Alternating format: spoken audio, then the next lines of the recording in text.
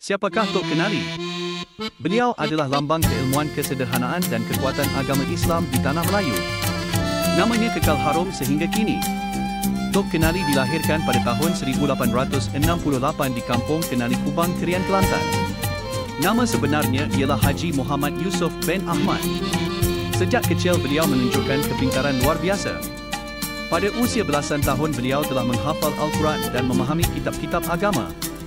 Pada usia 18 tahun, Tok Kenali merantau ke Mekah untuk menuntut ilmu.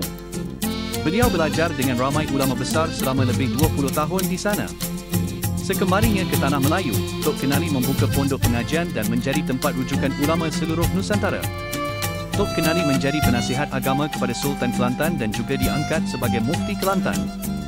Beliau dihormati oleh istana dan rakyat jelata. Tok Kenali juga menulis dalam pelbagai majalah Islam termasuk Al-Imam dan menyebarkan ilmu melalui penulisan dan ceramah. Walaupun bergelar ulama besar, Tok Kenali hidup dalam kesederhanaan. Beliau berjalan kaki ke masjid dan menolak kemewahan. Anak murid Tok Kenali datang dari seluruh pelosok Malaysia, Selatan, Thailand dan Sumatera. Ramai menjadi tokoh agama dan pendidik. Tok Kenali meninggal dunia pada tahun 1933. Ribuan orang hadir mengiringi jenazahnya sebagai tanda kasih dan hormat. Walaupun telah tiada ilmu dan semangat Tok Kenali terus hidup.